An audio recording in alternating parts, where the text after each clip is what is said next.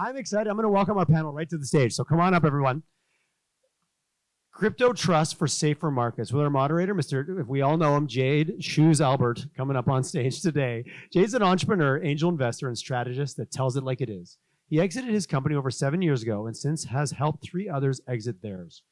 Jade founded Pure Guidance, Purpose Before Profit, a group of entrepreneurs helping entrepreneurs. They guide startups, entrepreneurs, and small businesses through their challenges, focusing on growth, scaling, and angel investing. And with that, I'm going to turn over the microphone to my friend, Mr. Jade Alberts. Thank you, Tyler, and a big round of applause for Tyler, all the work he does here for emceeing. Fantastic, thank you. I always hate hearing my bio. I don't like bios.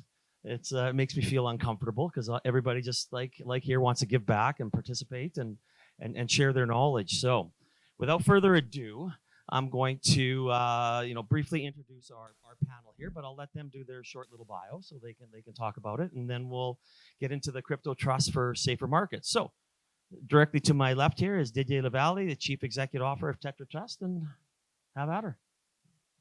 Hello, thank you. Didier Lavallee, nice to meet you all. I'm the CEO of Tetra Trust. Tetra is still Canada's only, at the moment, trust company for digital assets only. We were the first. We like to think that we paved the way, but we welcome other players in our path. I'm very happy to be here, and Kaleo, we're having a great time, FYI. And we sure, and your fun fact, don't forget that. Fun fact, yeah. Bilal told me this was a good one. So I haven't bought bread in 3.5 years because I've been baking sourdough essentially every week for my family. So I like eating sourdough bread. And Pamela Draper, the CEO of Bitvo and Pateno. Hi, Pamela Draper. As Jade just said, I'm the CEO of Pateno Payments and Bitvo Inc. Pateno Payments is a payment service provider. We do a lot of work in the crypto space, but basically we're the technology behind facilitating fiat transfers. And then we also own a company called Bitvo Inc., which is a crypto asset trading platform. We've agreed to be acquired at the Bitvo side by FTX, so that transaction is pending. And my fun fact is I am from Ontario, but I only moved to Alberta 5 years ago. And despite my short time here, I actually am a pretty good skier. And last but not least, Julia Baranovska, Chief Compliance Officer of NDAX. Hi, everybody. I'm Julia. Is it working? It's not working. It is working now. Hi, everybody. It's Julia. I'm here from NDAX. I'm Chief Compliance Officer and also co-founding team member with NDAX. So I've been around for as long as the company's been around, which is just a little bit over 5 years. And we are the largest by volume cryptocurrency trading platform in Canada that offers staking and multiple other wonderful services. I think that's kind of it. And the fun fact, I'm a beekeeper. Not sure how fun it is, but the not fun part about it is that I managed to kill 2 beehives over the last year. Oh, poor bees. She also rides motorcycles. I hope all the lawyers are gone. I know, I would get in a lot of trouble, Exactly. Again, I'm Jade Alberts. I'll give a fun fact. I've swam escape from Alcatraz twice and haven't gotten eaten by a great white shark, so I'm pretty proud of that. So, well, we'll get right into the questions here. So trusts are relatively new to the crypto sector, but common in traditional banking. What are the key roles they play in the DeFi ecosystem? And Pam, why don't you start us off? Yeah, I think to answer that question, I'm first going to take it back to how crypto storage evolved within the industry.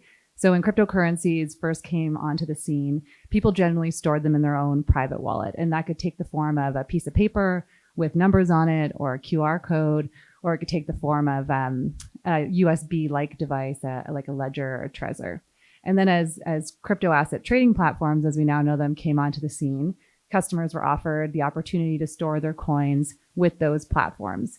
And at the time where those end platforms stored them was relatively unknown. It could, again, just be back to that ledger or Trezor device that people used. And we saw some failures where crypto asset trading platforms were, in fact, just using those simplistic devices to store their assets. So migrating from there came a time when crypto asset trading platforms said, okay, our self-custody either is a burden on the team or it might not be the safest. It might expose us to hackers. So we decided to store our crypto assets and our customers' crypto assets with external third parties, whether that be a registered trust like we're talking about today, or another form of crypto asset storage solution. And then adding on to that, there came a time, particularly in Canada and other jurisdictions, where not only were we choosing to do that, but we were required to store customer assets with a qualified custodian, and that typically would be a trust type entity.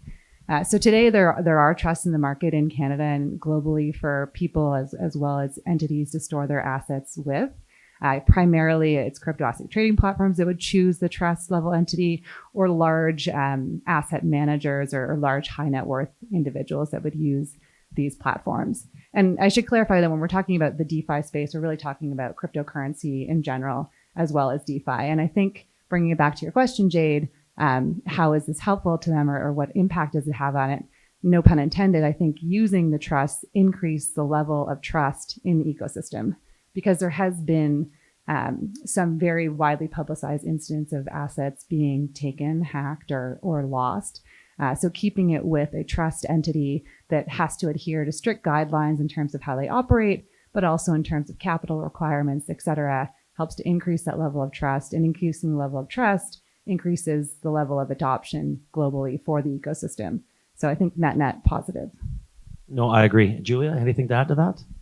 Yeah, absolutely. I think, it's not just about the trust, but it's also about how platforms are actually storing those crypto assets. So it is really important to ensure that platforms that are storing crypto assets, because, depending on the model of business that platform is operating under, for example, offering staking services could, be challenged by using trust services.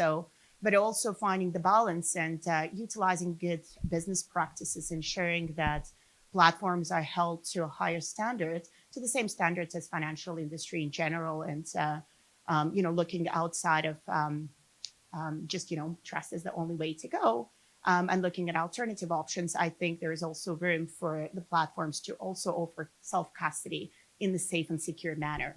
And once again, what it comes down to is a good governance. And we'll just use maybe a Game of Thrones analogy here over to the trust maker. Didier, anything? I think the only thing I would add is if you take examples in the recent years, Celsius, Voyager, Three Arrows, a lot of these events wouldn't have happened if assets were stored in trust structures. The reality is, a trust is not allowed to rehypothecate any assets. We do not own the underlying assets. The assets are always for our clients, right? So it's a very important structure in terms of asset protection. I agree. There are ways to do self-custody. And I know there's probably a lot in the crowd here that are doing either self-custody in themselves or as platforms. But ultimately, the trust brings a structure that is regulated and overseen by regulators, which brings an extra layer of control, which is also very important. No, and we're going to need this trust, and somebody might kick me later for saying this, but if we want to make this mainstream, some of you already think it is, but we're going to need that trust. And of course, there's been the Security Commission made some big news in 2022 with strict rules requiring exchanges to have a significant portion of the customer assets held by custodians. Do you believe this is an effective way to regulate safer markets? And why don't you touch on the big announcement you had here, in the last couple of weeks as well, Didier? Yeah, sure. Happy to. So on the announcement side, shameless plug. So, we were very happy to be part of the IROC announcement for CoinSquare. Is a big win for Canadian platforms just generally. For those that are not aware, the IROC framework when it comes to where you can store your assets is pretty stringent in terms of who is a acceptable securities location. So ASL, there is no acceptable securities location in Canada for digital assets. We fought really hard, maybe fight is not the right word, but we educated IROC, and also we got the support from all regulators across all provinces to essentially help us bring this framework to Canada. We do believe that this is going to allow, for other trust companies potentially to work with broker dealers in the future for digital assets.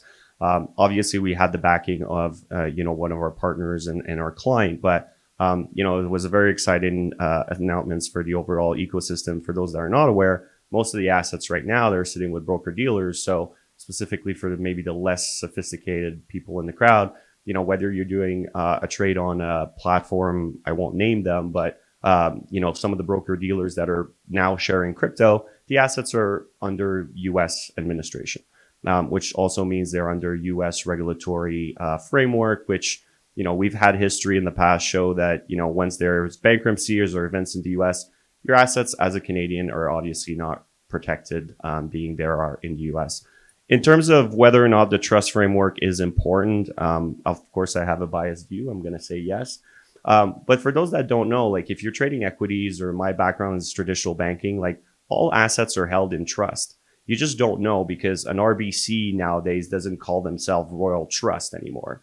But the reality is there are trust structures behind asset managers today that are protecting the assets. Same thing for asset managers in the traditional space. Nobody is allowed to self-custody. Everything is third party, right? Why? Because you have that oversight. So it is a structure that's proven, I would say, that exists in the traditional world. And I do welcome bringing that to the digital asset world as well.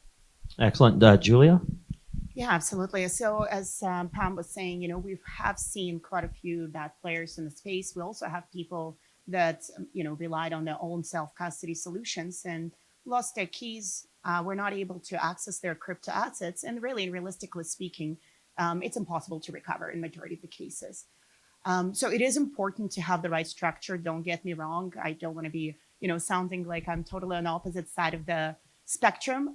It is really important to have the trusts in place. It is important to have proper structures in place. But obviously, we are running into issues with not having enough qualified custodials within Canadian space. So I honestly, truly applaud what you guys have done, because it is a big major step in the right direction that doesn't just open the doors for other trust services, but it also supports other crypto platforms, other crypto businesses to really understand and create that right framework that can provide that safety, that can provide security. When we look at the financial industry and the regulations around it, it is all designed for one, I guess I should say two purposes. One of them is to protect financial market integrity, and the second one is obviously to protect investors' interest. So without a proper regulatory framework, which is robust, but in the same time, it's flexible, that platforms can actually adhere to it, there's no future. We are creatures of habit. We got used to certain ways of doing things. We do expect that RBC or CIBC will store our equity once we purchase it. But we're also looking for very similar service in non-so-traditional investments such as crypto assets. So, it is our responsibility as industry players to find that perfect solution and to provide that safety cushion for these users. I know there's a famous saying that if it's not your keys, it's not your assets. And yes, that is absolutely right. But we also know that there's a lot of people that are jumping into crypto without realizing the complexity of storing those crypto assets, which not always results in the best outcome. So it is a balance game that we have to find that perfect solution. And I think, with those type of steps and with the fact that a lot of cryptocurrency trading platforms are looking for the registrations, and with that comes a great responsibility that you're taking on as a platform, I think we are coming up just a little bit closer to that mass adoption and one step closer to providing that safety net for the users. Yeah, I would say getting back to the question directly, is requiring platforms to hold a certain percentage of their assets with a qualified custodian helpful to the industry? And I think the answer to that is yes, it is. In Canada, and particularly, we had two back-to-back very public failures in Quadriga and then Einstein, where the lack of having a proper custody of the assets resulted in large losses for the Canadian consumers. So the government and regulators were rightfully so looking at this and saying, okay, there's clearly a problem here.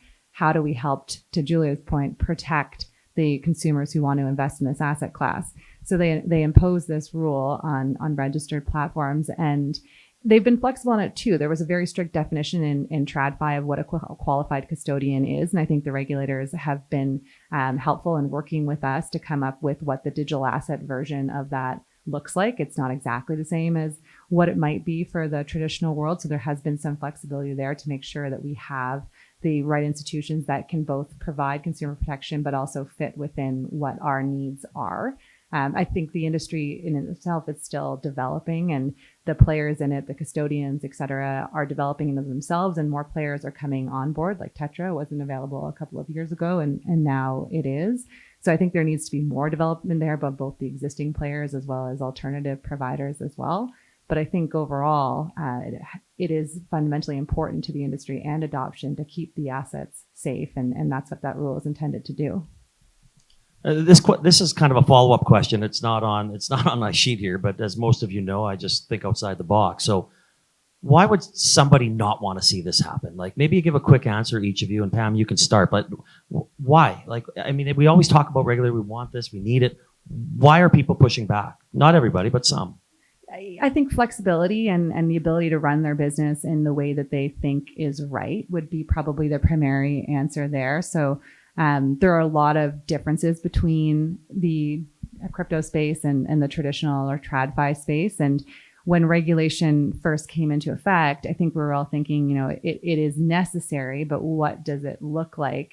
And it should address the nuances of operating in the digital asset space as opposed to trying to jam the digital asset space into the TradFi box. So I think the way that we went in Canada is heavily skewed towards TradFi with a few tweaks. But I think, Jade, to your question of why do people push back, they would say, crypto assets and the DeFi ecosystem is fundamentally different than the traditional system. So we need our own unique framework. We need our own unique players. I would just add like two things: friction and cost, right? I mean, the end of the day, as Pam was saying, in terms of flexibility, adding an extra party in the layer creates friction, right? So the reality of custodians is they're more than just a service provider, they're your partner. You need to be really comfortable with them because at the end of the day, you're hand in hand in the fight, every single day. We're sharing operations, we're sharing processes. So, by very definition, you're adding a layer of friction. The second thing is obviously cost, right? So if you're doing it yourself today and you feel like you have a robust control framework, governance framework, et cetera, now you got to think about outsourcing that to a third party who's also obviously a business trying to earn a return, et cetera, right? So I do think that, friction and costs are two of the reasons why, you still have, proponents basically saying, well, we've been successfully securing our own assets for 5 years, 10 years, et cetera. Why is the framework trying to push us into, dealing with a third party where we have a proven track record that it's worked for us? Yeah, and it's definitely something that I'm going to be echoing, and it is going to be an extra layer of expense. First of all, vetting that third-party service provider, ensuring that you are comfortable with them, ensuring that they are adhering to the same type of standards that you have implemented.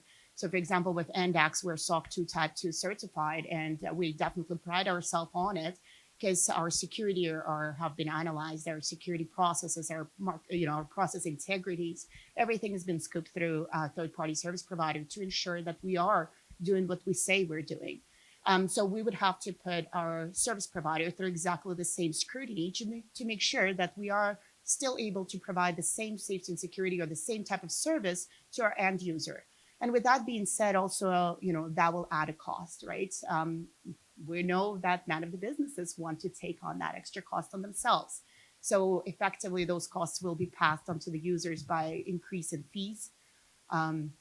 And of course, the friction that you will be experiencing, sometimes it is beneficial to have certain liquidity on the platform to ensure that that larger withdrawal that you're trying to do is there for you. You could actually process it. But also, once again, coming back to staking that we offer on NDAX, adding that custody layer will make things slightly difficult and in some cases impossible when it comes to staking. So it is definitely about playing that balance game and ensuring that the protection is there. And if you are using the trust companies, you're fully synced with them. And we do know how Tetra does their things. I'm very comfortable with that. But again, I would be able to still service our staking customers the same way, and how much friction is going to be created once their funds need to be moved. And I mean, we all need protection. Most of it's from ourselves, because if something goes wrong, we want to blame somebody, right? Oh, absolutely. Right? It's never my fault that I lost my key. Right. So, I mean, getting back to, talking about, how many, trust companies are actually in Canada here. So do we have enough right now to meet the demands of the industry? And are there any challenges or licensing processes that we have to navigate to see some more enter this domain? Julia, why don't you start? The answer is no. That is the short answer. Obviously, as a Canadian platform that is servicing Canadian users, you do want to go with the Canadian service provider. What we have seen so far that there's a lot that are coming from south of the border. And there's a lot of restrictions with that. And there, you actually might be not adding that extra layer of protection while you're outsourcing outside of your own country and into different jurisdiction. In some cases, you're actually adding that extra layer of friction and potentially additional risk to your users. We all know that with the US, they do have some very powerful laws and regulations that you might be in position that your crypto assets for your users could be frozen and not accessible. That is definitely not a position that we ever want to be in. And we're having only one trust company approved in Canada so far, and specific definitions where you do have to store the crypto assets with qualified custodian. There's very limited sources and options that you have at this point in time. So yeah, the short answer is no, and there's definitely room for more and the need for more. Yeah, as Julia and Didier mentioned, there's only one qualified trust for digital assets in Canada. So obviously having only one player would suggest that more would be needed for a competitive market. There are a bunch of global players, as Julia mentioned, that do operate in Canada. They don't operate in Canada, but they service Canadians and Canadian companies. So that is an option and adds to that competitive landscape. But as Julia mentioned, there are certain concerns to consider there as well. There are a number of companies obviously looking for this service, whether it's digital asset trading platforms or there's high net worth individuals or asset managers. So there's certainly room from a demand perspective to add players to the space. And at the end of the day, I'm a fair markets capitalist. So more players means for the people who use them, better terms in terms of pricing and in terms of structure. So yeah, I think you could probably use to add a few more. I saw we have 10 minutes, so I'll take the 10 minutes. Firstly, I agree with everything that was said, but there's a lot, I think, happening, right? So first of all, it took Tetra 2.5 years to get the trust license, right? So not uncommon of all the stories you've heard in the last kind of day and a half of people that are regulated trying to go through the regulatory process. It takes time. It is at times frustrating. The second piece is the capital committed to the trust structure. What people don't understand is it's an incredibly capital intensive business, right? So your capacity to get that capital on the front door, but also maintain those capital levels as your business grow is also a huge problem the way the structure is today. Now, the good news is for anybody following in our footsteps is Tetra is trying to do the good work and, work on a more accessible framework for everybody. And we're hoping that over time, some of those guidelines and some of those criterias somewhat are pulled back as the maturity of the industry happens. The second piece is the third piece, is also there's obviously a ton of trust companies in Canada. Why are they not getting into this space? Well, it depends. If they're a Charter 1 bank, OSFI is making incredibly punitive for them to get in, right? So it's very hard for a bank to get into the space right now. By the way, I welcome that for the time being. But the reality is it's really tough to get in to digital assets if you're a traditional trust company. So there's a lot of things that are happening. I do believe in fair markets. I do want some competitors into the marketplace. We want more players to come in. But it's a difficult business. It's capital intensive. It's regulatory intensive. You have to do a lot of things to operate.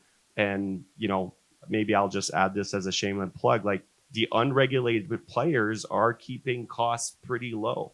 So it's not like as a regulated player, you can afford to charge more because you got international competition, you got unregulated competition, right? So, we're still trying to operate within the regulatory box, but still in a competitive market. And I think all those factors put together makes it difficult for other players to come in. The other thing I would just highlight there, Didier, is and it's probably so obvious to you, you don't mention it, but the banks, in addition to the costs and the capital requirements, the banks and the traditional trusts don't or can't get into the space immediately without some development work, because there is a huge technology component to storing digital assets that doesn't exist for traditional trust companies or banks. So they'd have to undertake that development work, not to say that they couldn't do it, but it is a huge undertaking that's very different than their traditional business model. Yeah, no, absolutely agree. I would just wanted to ask one more thing. I know there's some regulators in the room here. I've seen some of you. Please help the industry develop before international players come in, right? Because of the intensity of capital requirements, what's going to probably happen is big international players that can afford $100 million checks are going to come in and eat up the market share for Canadian companies that are essentially trying to build, Canadian made solutions. So, I urge the regulators to consider that when they're thinking about the framework, thinking about the regulatory capital limits, when they're thinking about how we want to continue to evolve and help the space grow. Right now, you are essentially favoring international players versus Canadian-made solutions. And I guess to add to that as well, it is difficult not just for trust companies, but also for any player in crypto space right now. We all know that what we don't understand fully, that's what we're usually afraid of. And this is where a lot of regulations are just coming from that perspective, where there's still a lot of misunderstanding how the space actually operates. So, forums like this is a beautiful place to really share information, share your knowledge, make sure that we all get on the same page, because at the end of the day, I think I could talk for everybody and say that, what crypto space wants for the users is the same what the traditional finance wanted for their clients and for their users of their services. So open dialogues, having those conversations, really trying to get on the same page and understand where crypto businesses are coming from, but also how those businesses can actually comply. Clear guidance is also very important, which we haven't seen a lot of clear guidance. A lot of it is trying to get a lot of crypto businesses to comply to the traditional finance, and not everything applies. And I know some people will disagree with me on that. And I have talked to multiple regulators where they clearly identify that they disagree with that. But once again, looking, basing the regulations for trusts, for crypto platforms on a risk-based approach, introducing, strict regulations where there is room to be able to comply with them with enough flexibility. I think that is definitely a solution to the problem here. And I did have a follow-up question but thanks for answering that about the traditional trust companies and the banks. So that was good, and I'm sure maybe somebody in the audience would have a question about that too. And we always talk about support local, buy local, do local, right? I mean, that just doesn't come around Calgary or Edmonton or Toronto. It's our country, right? We want to be in charge. We want to lead the charge across that. We don't want someone coming in and dictating, what we're going to do or try and bully us around. So I think it's a very important to take those steps, across Canada. So, well, Julia, why don't you start with this question? But do you believe that crypto trust will facilitate the greater integration of the DeFi and TradeFi markets, and in what ways? Yes, absolutely. Once back once again to the regulation aspects of it. Once the regulations are there, businesses know how to comply with them. It does provide for, safer or more secure or more comfortable space for the investors to integrate into or enter into.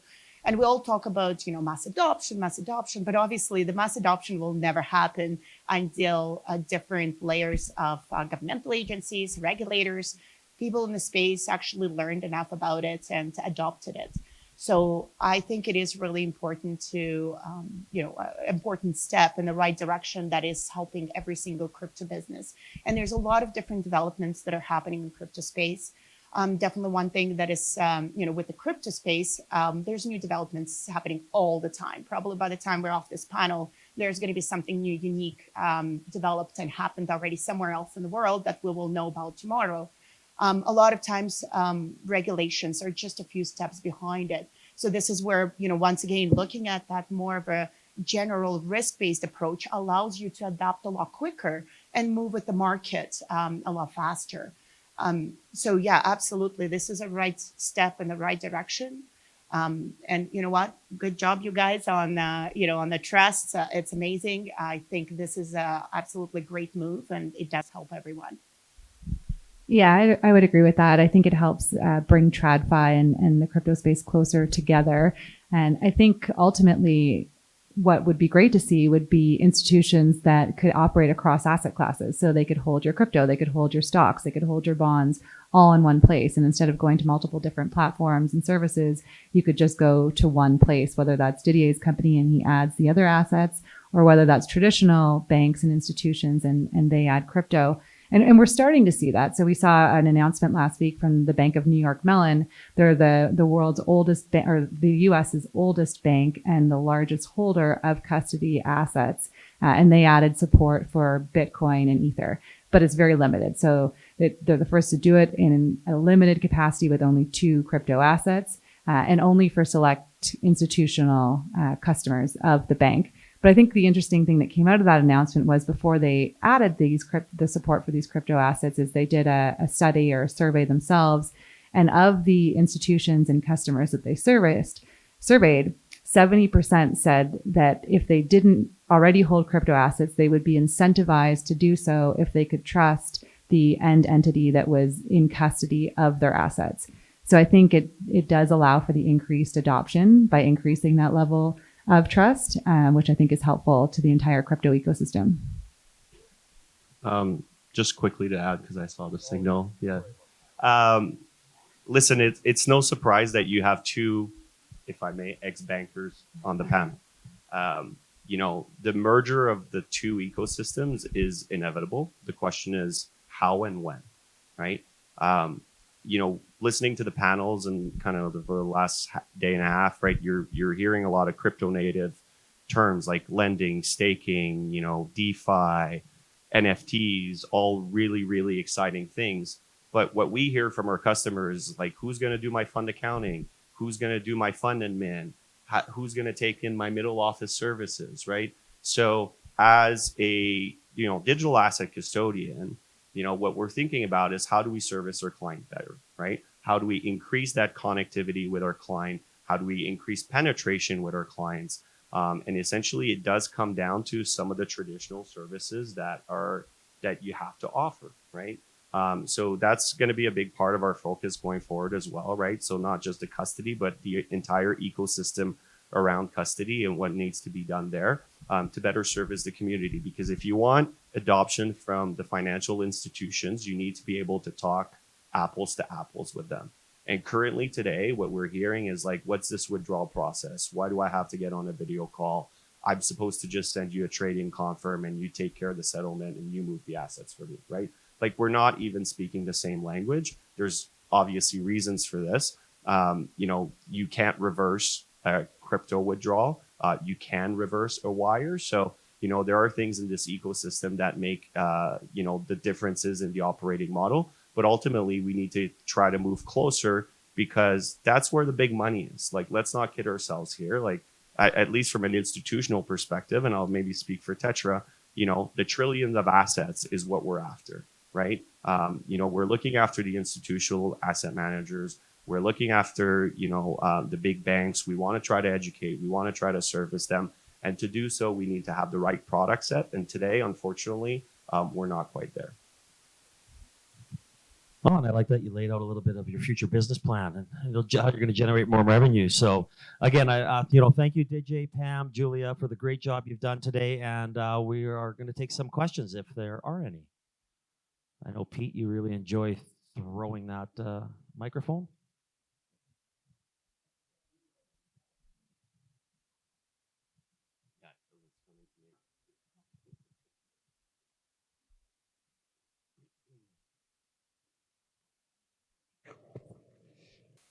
So I guess just to tack a bit on Didier's comment with respect to unregulated players driving down prices, we are dropping our monthly minimum by 50% for the next 24 hours. That balance can talk to us.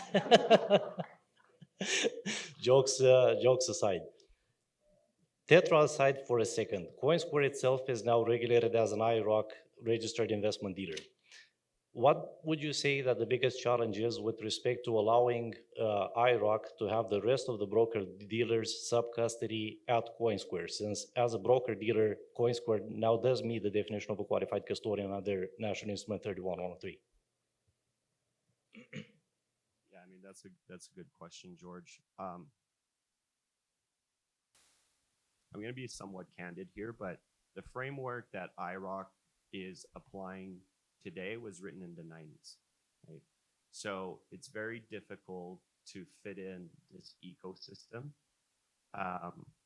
You know, we fought really hard, IROC, to be able to at least be part of the conversation and to keep, I think it kind of goes back to Julia, right? We are a regulated, sorry, I'm going to take like a huge tangent here, but we are a regulated entity. We have gone through the process of being regulated. We comply with regulation. And then through another party, our client was being told that you can't use Tetra because they're not regulated to our standard, right? So that's part of the inconsistency you're seeing in the framework today in Canada. In terms of how, you know, would CoinSquare, I think, George, your question is, would CoinSquare custody themselves because now they're a broker dealer?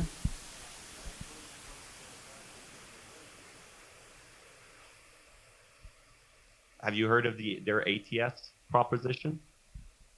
So it's public, it's filed, you can look it up. But essentially, you know, there is a framework in place to potentially look at creating a little bit of an ATS ecosystem for digital assets in Canada. And you know, CCML is trying to lead the charge on that, not to get technical on the name of the entity. Yes, there is pathway, George, to potentially do that. Ultimately, though, what I would say is what we're seeing is the existing broker-dealer in TradFi are trying to also get their broker-dealer licenses. You know, it's you know, we've talked about, you know, some of the players in the ecosystem. What we're also maybe not talking about is there are a few elephants in the room when it comes to the broker-dealer space specifically. So Fidelity is one of them in Canada. Fidelity Clearing Canada has Fidelity Digital Assets. Fidelity Digital Assets is run obviously by Fidelity, but is able to custody digital assets. They have gone through the broker-dealer process. They are eating market share a lot in Canada. Again, the assets are sitting in the US. So we are not seeing the broker-dealers converge into CCML. Actually, the opposite. We're seeing them take all the different route to be regulated broker-dealer themselves, if that makes sense. Yeah, and for competitive reasons too. Oh, sorry. Correct. CoinSquare Capital Markets. And from a competitive standpoint, there's very real reasons why if you also operate a crypto asset trading platform, you might not want to custody your assets with another crypto asset trading platform, as they see a lot of information by having availability to that. And also the custody would not be within Canadian jurisdiction. So once again, that would represent additional risk.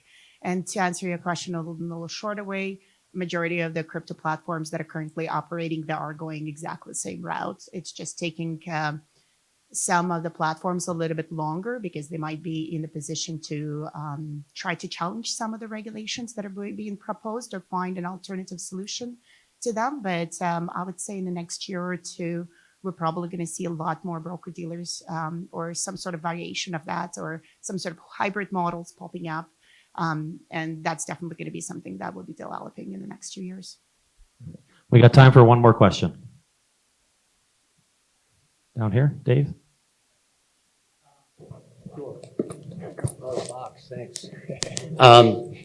So in the U.S., we've seen advancement from the executive order in March and then ensuing collaboration across the aisle, very unusual. And then we have the institutions joining and driving some of the Bank of New York. Do you think that in Canada you could have institutional or TradFi businesses asking for this that could help collaborate with existing crypto platforms, or does it have to come from the regulator?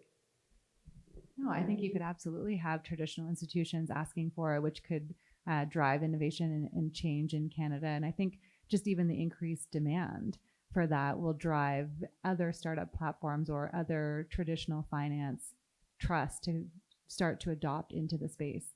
I think that the institutional adoption, you've only really just started. And as we saw with the Bank of New York Mellon announcement, having more of these trusted platforms to store the assets could help drive that adoption. So I think it's kind of what comes first, the chicken or the egg. Do the institutions really dive in and say, you know what, we want to be part of this ecosystem, we need a viable storage solution, or do viable storage solutions come about and then institutions decide, okay, now is the time where I'm comfortable, not only comfortable, but also they have their own regulatory approvals to seek, so they have the opportunity to be able to do it. I'll lean on, if I may, the technology comment that Pam also made before, right? So what you've seen in some of the traditional finance or TradFi space is a lot of big deals. We're partnering with so-and-so, right? The problem we have and why actually Tetra is taking a different approach to its technology stack and why we have multiple partners, you don't really know who's going to win the race yet, right? So I think, what I would say to big TradFi institutions, although they won't listen to me, is you got to be careful who you're picking as a partner, because they all have plus and minuses in terms of their capabilities, and over time that will evolve, right? The other thing too is, given my background, I've owned some of these technology stacks from a product perspective, like 2 decimal places, COBOL code. Like I've made these comments multiple times. Like the point Pam made about integrating the technology, even beginning to get to a place where you can actually put a system in place, we are years away from that. And I think the banks know, they hide behind the risk parameters, the metrics, the committees, etc. But at the end of the day, their underlying technology platforms on custody specifically are from the 80s and 90s. It's debit and credit systems. Or 70s. Or 70s. So, we are really far away from being able to have, competitive products into the marketplace at the big banks from my perspective. So maybe one of the plays will be partnering, acquiring, who knows what the future will bring. But, I do have a sense that we're not close. And the train already departed. It's just a very slow moving train, right? So eventually I think it will be the time, and I may be a little bit of an optimist here, but it will be the time where both of the industries can, work together and things can be moving in the same direction. And we can learn from each other, from TradFi to crypto, because we're really strong on technology, right? We always call ourselves fintech. So we call ourselves fintech for a reason, because there's a lot of tech that we build every day. And I think it might be just the time will come where we can piggyback off each other and really learn from each other quite a bit. Excellent. Didier, Pam, Julia, thank you so much. Let's have a big round of applause for them. Huge.